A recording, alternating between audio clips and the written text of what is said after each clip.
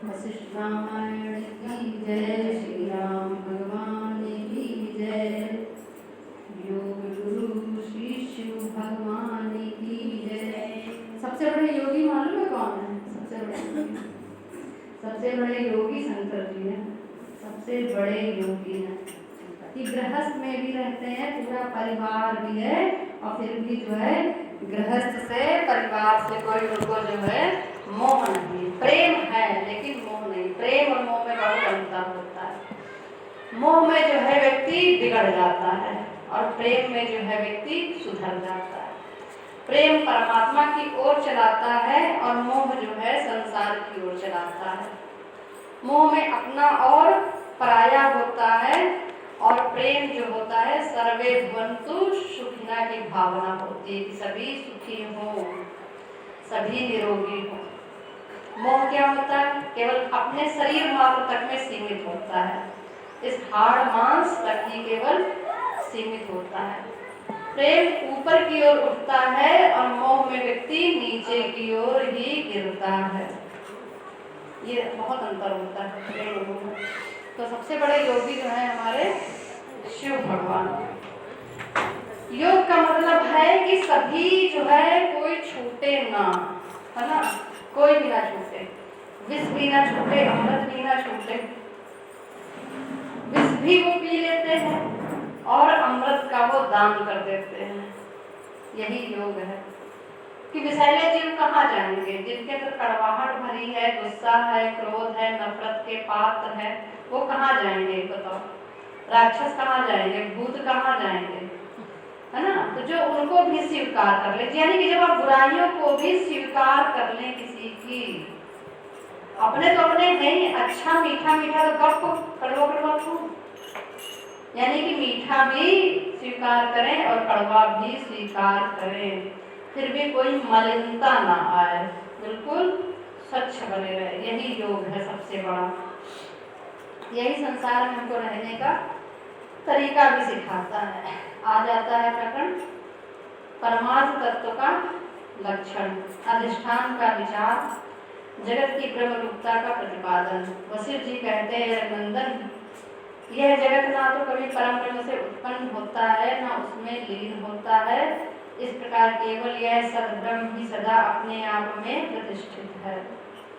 ब्रह्म में जो शून्य शब्दार्थ की कल्पना की गई है, उसे जो शून्य कहा गया है, वह अशून्य की अपेक्षा से है। वास्तव में वह अशून्य रूप सत्य है, उसमें शून्यता और अशून्यताएं की कल्पनाएं कैसे संभव है?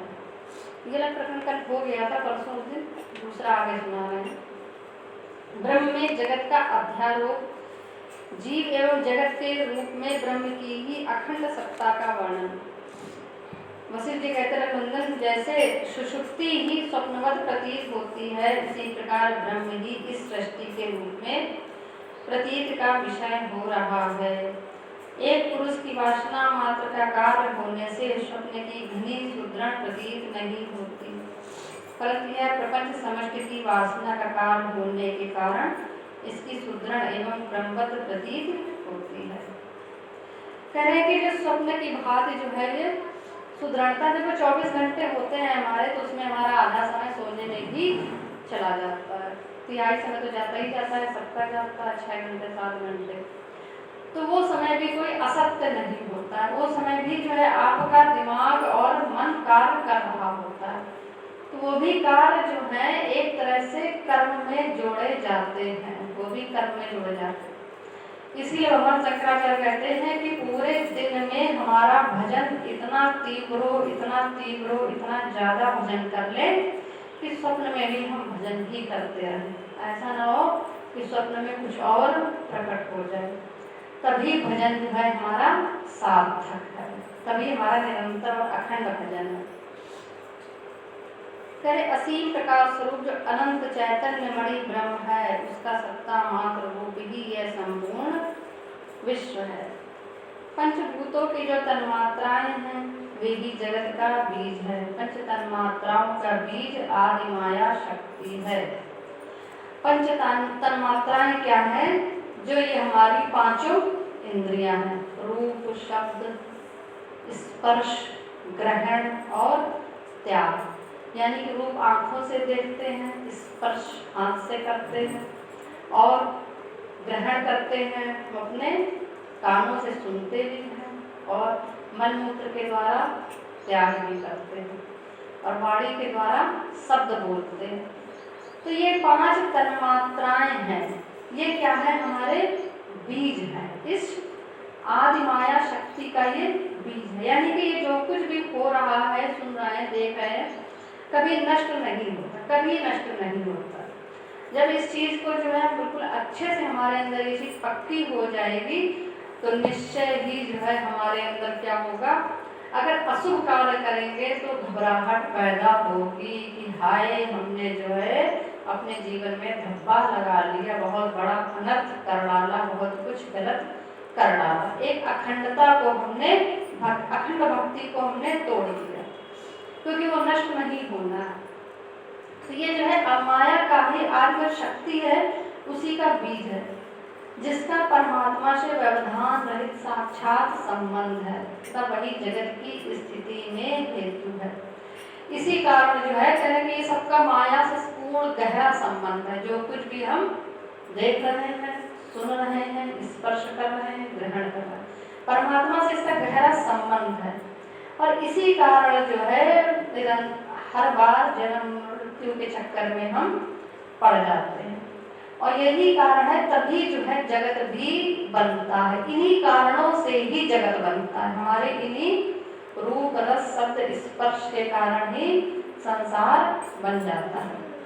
इसी प्रकार वह चिन्मय, अजन्मा एवं सबका आदिभूत परमात्मा ही माया द्वारा जगत का बीज होता है। फिर माया के हट जाने पर वही अपने विशुद्ध रूप से सदा अनुभव में आता है। इसलिए जगत वैभव चिन्मय परमात्म रूपी है। तो संसारियों के लिए भगवान बहुत दूर की चीज है ना। भक्तों के लिए भगवान उनके आत्मा की वस्तु है। कहते हैं कि भगवान हमारे अंदर महसूस भी कर लेते हैं, अनुभव भी कर लेते हैं, तभी तो उसमें और उनमें लगते हैं, तभी तो भजन करते हैं, तभी तो एकांत में भी होते, सोचते हैं कि हमारा भगवान ना छूटे, चलो हम भगवान को याद ही करते रहे, उनका नाम ही जप करते रहे। संसारियों के लिए सब व्यर्थ की बातें होती है, क्योंकि उन्होंने इन सबके द्वारा माया को, माया परमात्मा और यह सब है एक ही। जो भक्त है उनको परमात्मा महसूस होता है, जो संसारी है उनको माया महसूस होती है। जैसे स्वप्न में बिना बनाए ही नगर बन जाता है, उसी प्रकार महाकाश रूपी महान वन में जगत रूपी वृक्ष बारंबार उत्पन्न होकर नष्ट हो जाता है। जैसे स्वप्न देखने वाला पुरुष अपने लिए नगर का निर्माण सा कर लेता है, उसी प्रकार यह चेतन आत्मा भी पृथ्वी आदि की सृष्टि कर लेती है। वास्तव में उस समय भी वह अंग चेतन आत्मा ही रहता है।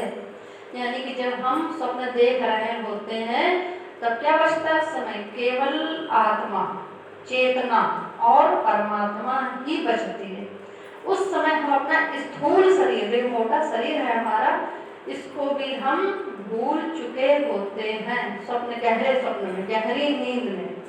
और गहरी नींद तभी आ सकती है कि जब जो है आप अपने इस शरीर को भुलाते हैं। हो सकता है अगर आपको कोई बहुत दर्द हो रहा हो तो क्या वो दर्द में आप सो पाएंगे?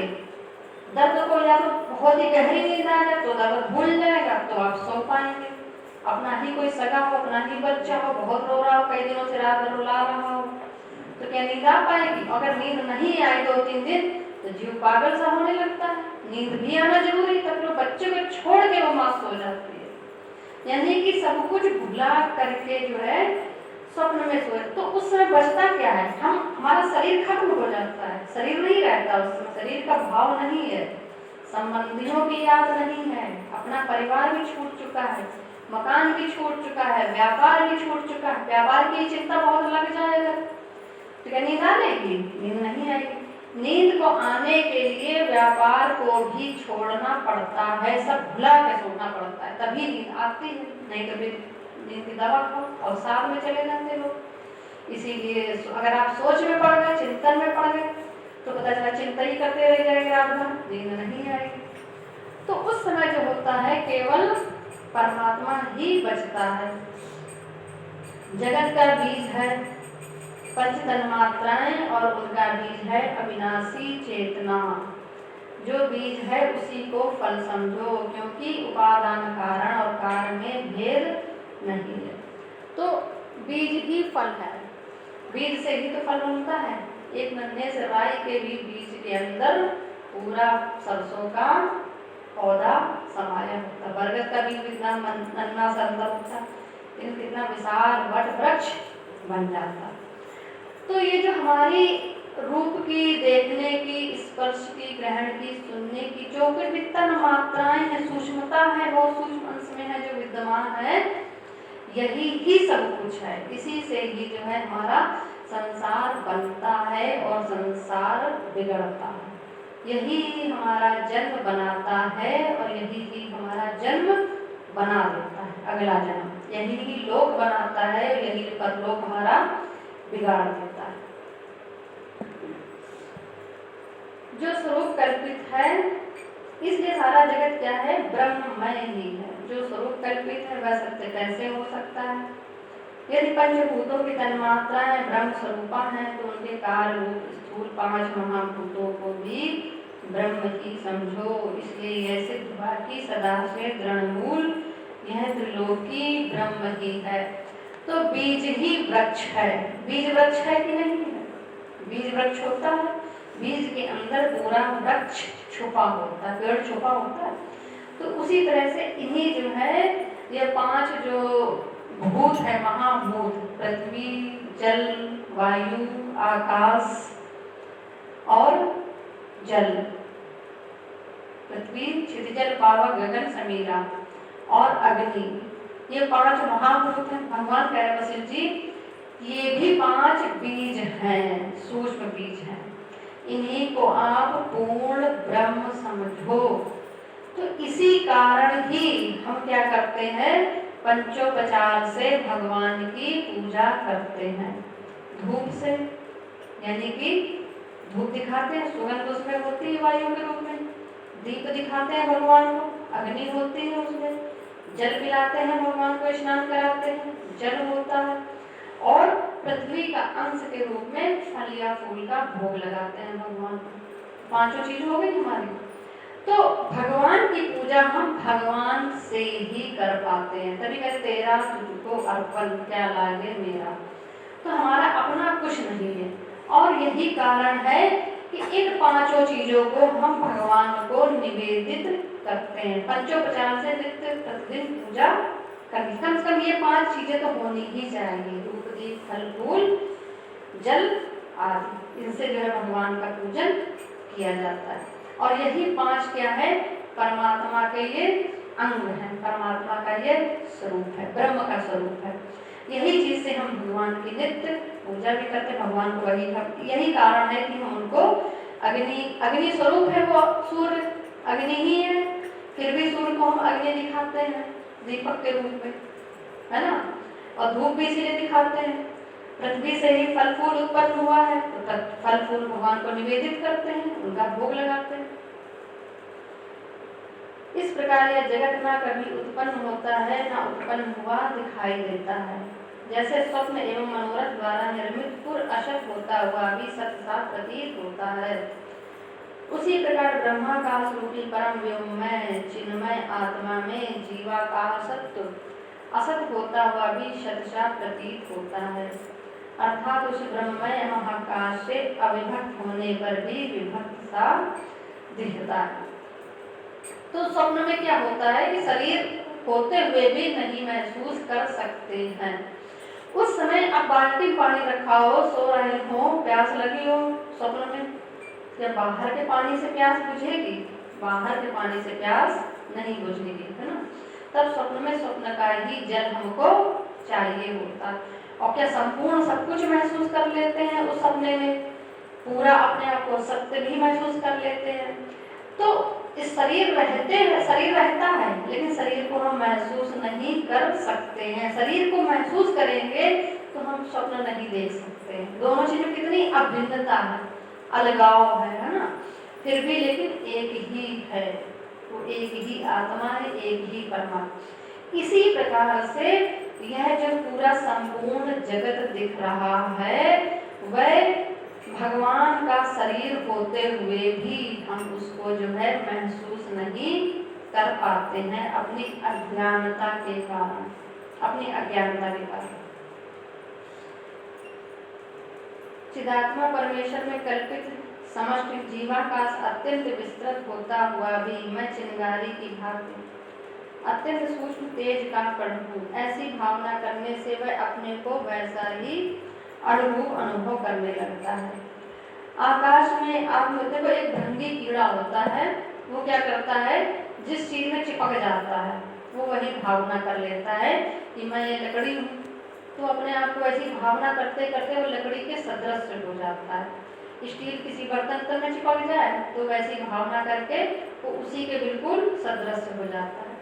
तो कह रहे हैं कि हम जैसी जैसी अपनी भावना करते हैं हम वैसा ही बनते चले जाते हैं।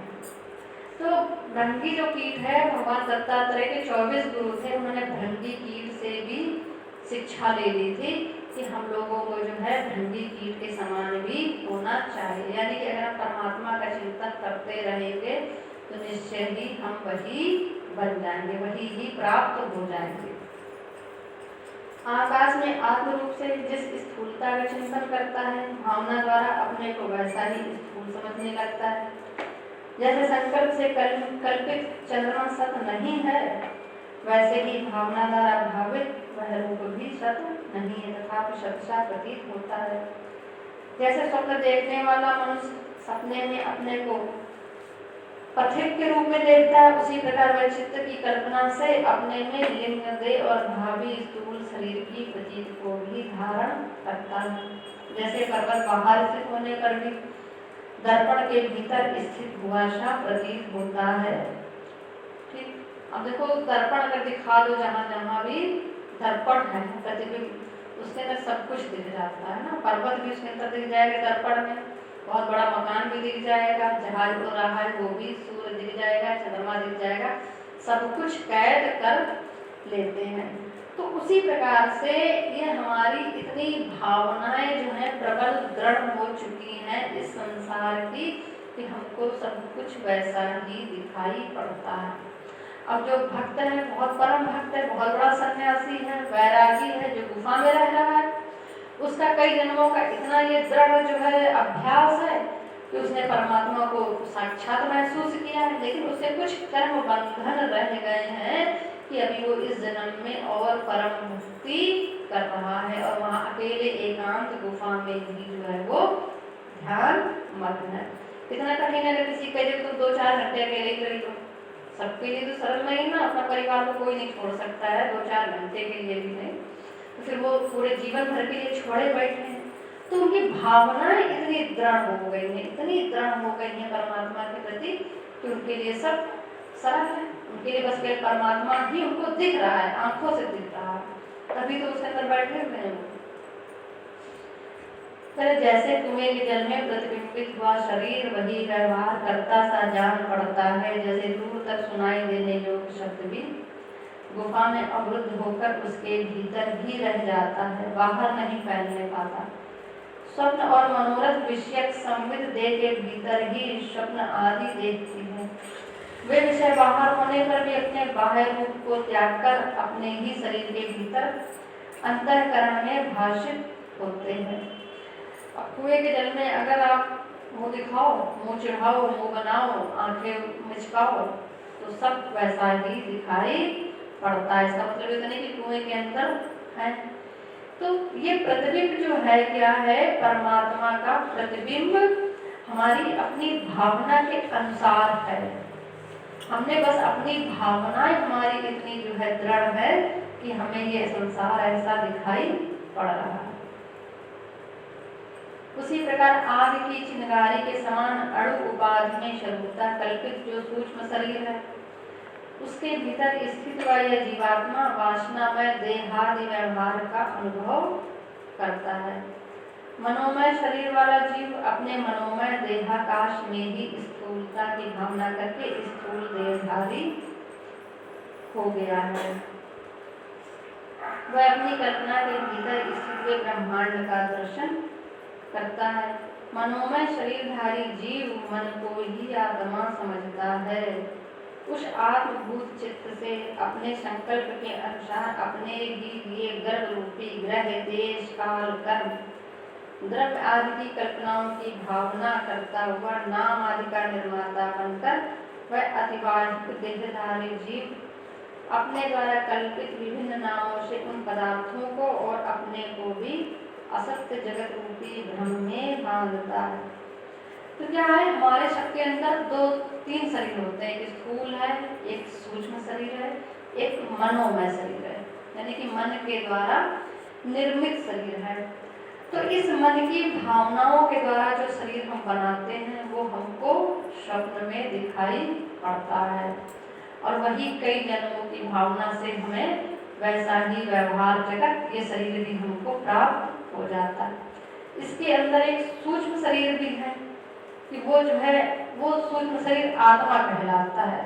वही सूक्ष्म शरीर इस शरीर से निकल के दूसरे शरीर में जाता है।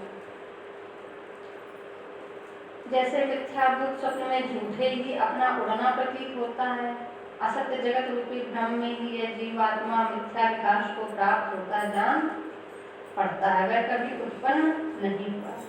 अब जैसे अगर कोई सन्यासी है, अब वो पता चला समाधि में बैठ जाए, भगवान के ध्यान में बैठ जाए, क्या होता है, अगर उसने अपने मन को इतना प्रबल कर लिया है, परमात्मा में लगा दिया है, उस मन को भगवान में निग्रह कर दिया है, तो जिस उम्र में वो बैठेगा उसकी उम्र वहीं पर वो रुक जाएगी।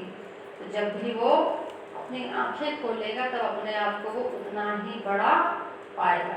ये मन का ही जो है सारा खेल है कि मन के द्वारा हम कहाँ पर मन को कैसा बनाए हुए हैं, मन से हम क्या समझ रहे हैं। इस ब्रह्मांड रूपी भ्रम के उदित होने पर भी इसमें कुछ भी उत्पन्न नहीं हुआ, उत्पन्न हुई कोई वस्तु दिखाई नहीं देती। केवल अनंत निर्मल ब्रह्माकाश ही सर्वत्र विद्यमान है। संकल्प द्वारा निर्मित नगर के समान यह दृश्य प्रपंच सतसा प्रतीत होने पर भी सत्य नहीं है। स्वयं उदित हुआ यह प्रपंच उस चित्र के समान है जिसका किसी चित्रकार ने ना तो निर्माण किया है ना रंग भरा है, यह बिना बनाए ही बनकर अनुभव में आ रहा है और सत्य न होकर भी सत्य सा प्रतीत होता है। महाकल्प के अंत में ब्रह्मा आदि के मुक्त हो जाने के कारण निश्चय ही वर्तमान कल्प के ब्रह्मा को कोई पूर्व जन्म की स्मृति नहीं रह जाती, अतः वह स्मृति इस जगत की उत्पत्ति में कारण नहीं हो सकती। इसलिए वर्तमान कल्प में जैसे ब्रह्मा संकल्पमय है, वैसे ही उनसे उत्पन्न हुआ यह जगत भी संकल्प जन्य ही माना गया। तो ब्रह्मा कुछ कोई भी जो शरीर नहीं है ना, ब्रह्मा क्या है, एक संकल्प है कि हम जो है सृष्टि की रचना करेंगे। तो वो प्रजा बन गए, प्रजापति बन गए और उन्होंने सृष्टि को रचना करते चले गए, बढ़ाते चले गए। यह संकल्प किसका था? यह संकल्प लिया था ब्रह्म ने। ब्रह्म ने संकल्प लिया कि हम सृष्टि की रचना करेंगे, तो इसलिए वो नाम पड़ गया ब्रह्मा। जब उन्होंने संकल्प लिया कि हम इस सृष्टि का पालन करेंगे, तब उनका नाम पड़ गया विष्णु। जब उन्होंने संकल्प किया कि नहीं अब इसका जो है अंत आ गया है, हमें इसका संहार करना है, तब उनका नाम शंकर पड़ गया। तो केवल ये एक ही मात्र शक्ति है ब्रह्म, है ना। उसको सगुण रूप में हम लोग राम कृष्ण सीता दुर्गा आदि कहते हैं, निर्गुण रूप में यानी कि इसका कोई गुण नहीं है, कोई आकार नहीं है, कोई रंग नहीं है, वो ब्रह्म जो है एक चिन्मय शक्ति है। उसी के प्रतीक ही जो है हम संकल्प ही हम सब हैं, उनके ही संकल्प के रूप में हम सब भी हैं। और हमारे जैसे कि गोपियां थी, अब गोपियां भगवान रासलीला कर रहे हैं, कुछ गोपियों के उनके पतियों ने पकड़ लिया कि तुम्हें नहीं जाना, घर का काम करो, कहाँ तुम भागी जा रही हो, लोक लाज तुम्हारी जा रही, तुम्हें कोई परवाह ही नहीं है। उन गोपियों ने वहीं पर बैठे बैठे संकल्प कर लिया, नहीं हमें जो है कृष्ण से मिलना है, इतना इतना परम संकल्प हो गया कि शरीर वहीं पर गिरा पड़ गया और आत्मा वहां पर नया शरीर धारण करके पहुंच गए। तो ऐसे ही क्या होता है कि जब आप किसी गुरु का संकल्प करते हैं, किसी गुरु को आपने मान लिया, मान लीजिए वो गुरु जो है दुष्कृत करने लगा, गुरु जो है गलत कार्य में फंस गया, लेकिन आपकी भावना जब परम प्रबल होती है, दृढ़ होती है, तो उसी भावना के अनुसार ही परलोक में भगवान उस गुरु का रूप धारण करके आ जाता है। ठीक है, भगवान उस गुरु के रूप में ही आकर के वहां पर मिल जाते हैं। इसलिए अपनी भावना क्या है, सारा खेल अपनी भावना का है। पत्थर में कोई पहले से तो शक्ति नहीं होती ना, अपनी भावना के द्वारा अपनी ही जान को उसमें डालते हैं, अपनी ही जान, अपनी प्राण भावना के द्वारा पत्थर में डालते हैं, तभी तो मूर्ति जो है बोलने लगती है, प्राण प्रतिष्ठित हो जाती है। अब हम मूर्ति पे इतना ध्यान मग्न है कि उसको इतने प्यार से देख रहे हैं, उसी में इतनी आस्था है कि हमें उसकी पलक झपकती हुई नजर आ जाती है। भावना का तो खेल हो जाता है, अरे नहीं मूर्ति नहीं पलक झपकाई थी, मूर्ति मुस्कुराई थी हमको देख, सब भावना का खेल है। महाकल्प के अंत में ब्रह्मा आदि के मुक्त हो जाने के कारण निश्चय ही वर्तमान कल्प के ब्रह्मा को कोई पूर्व जन्म की स्मृति नहीं रही। इस पृथ्वी आदि की सृष्टि के विषय में जो इस तरह साक्षी का अनादिकाल का अनुभव है, उसी को यदि कारण माना जाए तो साक्षी वेद स्वप्न दृष्ट पृथ्वी आदि पदार्थ जैसे जागरण अवस्था में मिथ्या सिद्ध होते हैं, उसी प्रकार अनादि साक्षी के संस्कार से उत्पन्न जगत भी मिथ्या ही सिद्ध होगा। तो हम लोगों के सनातन धर्मों में क्या है, भगवान शंकराचार्य कहते हैं कि भगवान जो है जगत बनाते भी हैं और जगत वो बन भी जाते हैं। खुद ही उन्होंने जगत की रचना करी और खुद ही वो जगत के रूप में बन गए। इतनी बात तो पक्की हो ही गई होगी इतने दिनों में कि जगत क्या है, ब्रह्म क्या है, संसार क्या है। तो बताइए अच्छा क्या समझ में आई बात?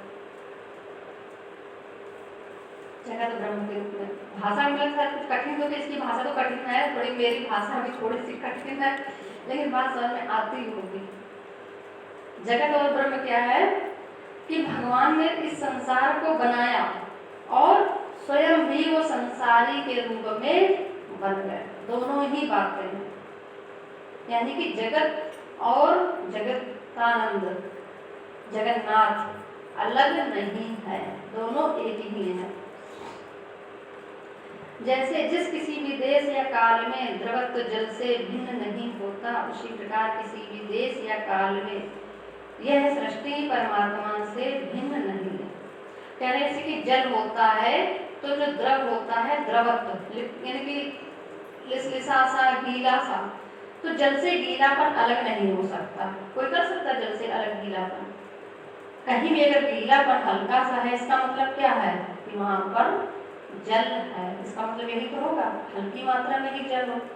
तो जैसे जल और गीलापन अलग नहीं हो सकता, उसी प्रकार से सृष्टि और सृष्टा अलग नहीं हो सकता। इतनी बात तो क्लियर है। इस प्रकार यह सृष्टि भ्रम से ही प्रौढ़ सुदृढ़ या घनीभूत प्रतीत होती है। वास्तव में यह क्षमता रहित परमात्मा ही इसके रूप में स्थित है। कह रहे कि भ्रम के कारण जो है बड़ी घनीभूत हमको लगती है, बड़ी ही प्रौढ़ लगती है, बड़ी जटिल लगती है, बड़ी कठिन लगती है पूरी ये सृष्टि। और इसमें विषमता भी बहुत है, बहुत विषमता है। जितने प्रकार के लोग उतने प्रकार के चेहरे, उतनी प्रकार की बोली, बोली में भी चेंज, उतने प्रकार के विचार, उतने प्रकार के मन, उतने ही प्रकार के रंग। तो विषमता भी कैसे है? परमात्मा की ये दिव्यता है।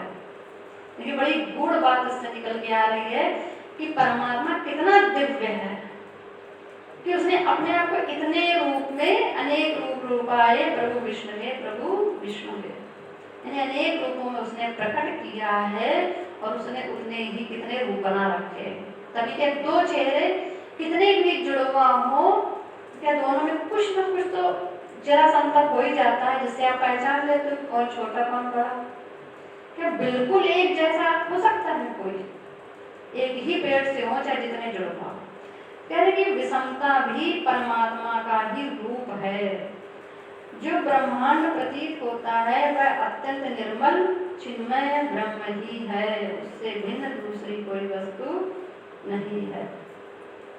इसी तरह यह दृश्य जगत जो आत्मा में सर्वथा कल्पित भ्रम रूप है, शांत आधार रहित आधे शून्य अद्वैत तथा एकत्व के व्यवहार से भी शून्य ब्रह्म रूप ही है। कह रहे हैं कि जो दृश्य के रूप में हमको जो दिख रहा है, जो आत्मा है सर्वथा कल्पित है, भ्रम के रूप में हम देखिए एक ही आत्मा है। केवल संसार में पूरे ब्रह्मांड में आत्मा एक ही होती है, आत्मा अनेक नहीं होती है ना। अब क्या है, हमें लगता है कि इस आत्मा ये आत्मा अलग है, वो आत्मा अलग है, आत्मा एक ही होती है। केवल जो है उसके कटआउट है ये भिन्न भिन्न। जैसे एक कागज ले लो, उस कागज से कई चित्र आप बना लो, ठीक, काट लो उनको अलग अलग चित्र, त्रिकोणे चौकोर गोले अलग अलग लगेंगे चित्र, उनके अलग अलग उनका अस्तित्व लगेगा, लेकिन मूल में क्या है, वो एक ही कागज के काटे हुए टुकड़े हैं। उसी प्रकार से संपूर्ण संसार में आत्मा एक ही है, फैली हुई है। इसीलिए आत्मा क्या है, अजर है, बूढ़ी नहीं होती, अमर है, मरती नहीं है, नष्ट नहीं होती, नित्य नवीन बनी रहती। इसी कारण सब में जो है नवीन नवीन विचार, नए नए ख्यालात, नई नई सुंदरता आती रहती है। दिव्यता इस ग्रंथ में, कितनी दिव्य बातें पता चल रही हैं, गूढ़ बातें। यद्यप इस जगत रूपी भ्रम की प्रतीत होती है तथा उसके रूप में कोई वस्तु उत्पन्न नहीं हुई, चारों ओर से शून्य जो निर्मल चेतनाकाश ब्रह्म प्रतिष्ठित, ऐसे समझ जैसे जल है, जल तो पूरे समुद्र में एक ही है, एक लहर पहले आई, ठीक, मिट गई, फिर पीछे दूसरी लहर आई, फिर मिट गई, तीसरी लहर आई, वो भी मिट गई, फिर लहर आई, फिर मिट गई, फिर लहर आई, फिर मिट गई। तो उसी प्रकार से हम सब भी संसार में हैं, ठीक, संपूर्ण महासागर की ये हम सब लहरें हैं। कि शरीर किसी एक का नष्ट हुआ, इसका मतलब ये नहीं कि वो नष्ट हो गया, वो आत्मा हमारे साथ अस्तित्व में रहती है। इतनी बात क्लियर पढ़ा रहे, जैसे लगा पढ़ा ही रहे हैं जब तक पढ़ाने से उससे नहीं समझ में नहीं आएगी बात क्लियर ना, सिद्धांत जब तक क्लियर नहीं होगा। चारों ओर से शून्य जो निर्मल चेतनाकाश ब्रह्म प्रतिष्ठित है, वही सदा सर्वत्र अपने स्वरूप से स्थित है।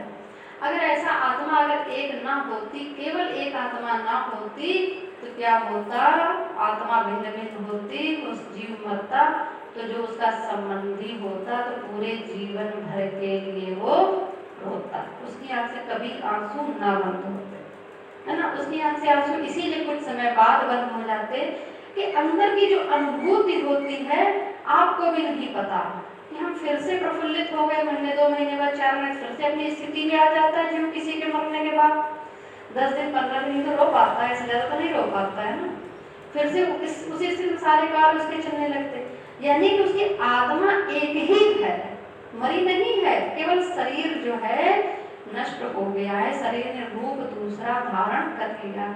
तो अस्तित्व अगर वाकई खत्म हो जाता तो क्या होता, वाकई जो है हमेशा हमेशा के लिए आप अनंत काल के लिए आप दुखी हो जाते, अनंत काल के लिए दुखी हो जाते, कभी किसी जन्म में आप ना खुश हो पाते। लेकिन क्या होता, हर जीव हर महीने 2 महीने बाद फिर से खुश हो जाता है, कितना भी कष्ट आपत्ति आ जाए, कितना भी उसका मकान गिर जाए, कितना भी व्यापार उसका नष्ट हो जाए, फिर 2-4 साल बाद पुनः अपनी स्थिति में आ जाता है। क्यों? क्योंकि आत्मा केवल एक है, वो परमात्मा है, और उसमें जो है नित्य नवीनता, प्रसन्नता और अखंडता, अमरता है। इसलिए जो है हर जीव अपनी पुनः उसी स्थिति में आ जाता है। इतनी बात तो आ गई। वही सदा सर्वत्र अपने स्वरूप से स्थित है, उसमें ना संपूर्ण संसार है, ना उसका कोई आधार है, ना आधे है, ना दृश्य है, ना दृष्टापन है, ना ब्रह्मांड है, ना ब्रह्मा है, ना कहीं कोई वितंडावाद ही है, ना जगत है, ना पृथ्वी है। ये संपूर्ण दृश्य शांत स्वरूप निर्मल ब्रह्म ही है। इसी प्रकार परम ब्रह्म परमात्मा ही अपने से अपने को विकास प्राप्त हो रहा। तो एकमात्र क्या है संसार में? आत्मा ही है, एक ही आत्मा है, केवल हम सब एक ही आत्मा है। वही एक कागज से आपने एक बड़ा भाग ले लो, कई टुकड़े काट लो, तो टुकड़े आपको अलग लगेंगे, लेकिन मूल में तो एक कागज से काटे गए हैं ना, तो मूल में सब में गुण एक ही है।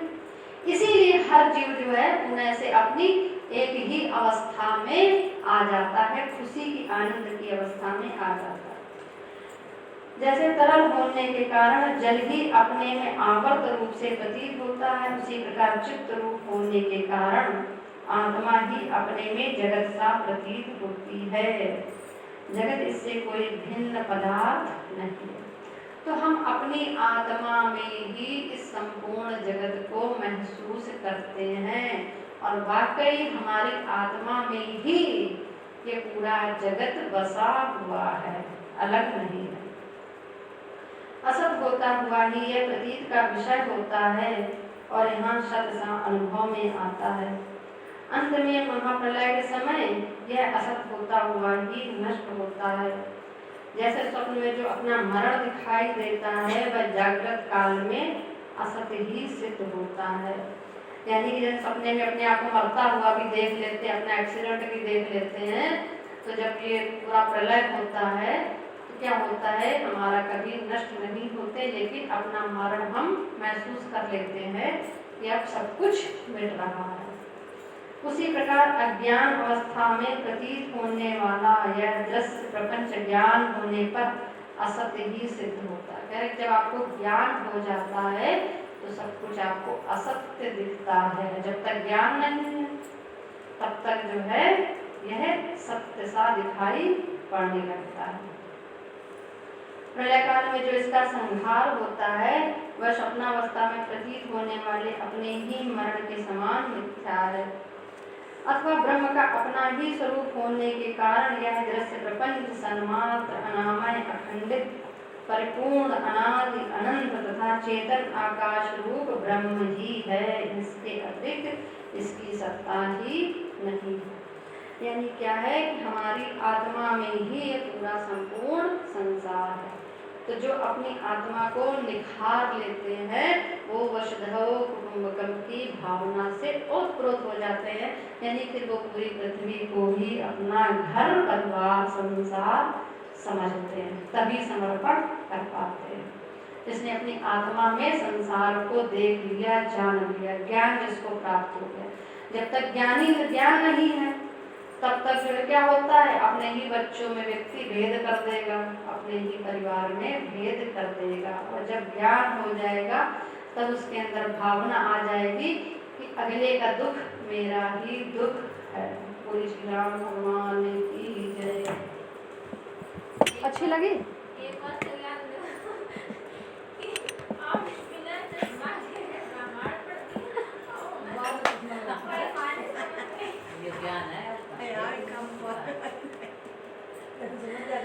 ये रहस्य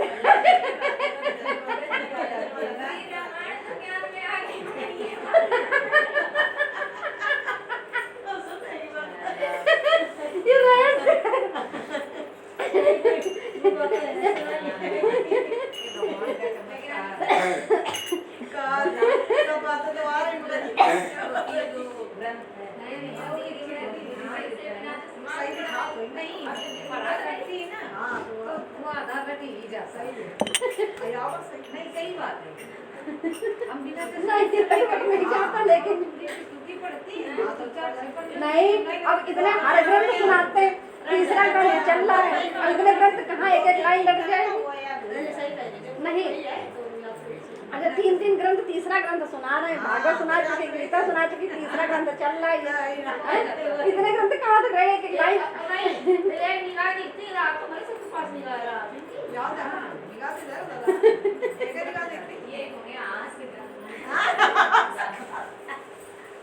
सही बताते।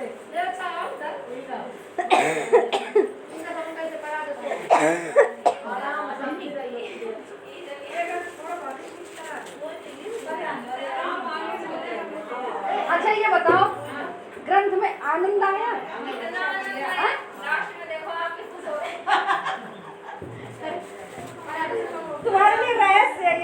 ही रहेगा।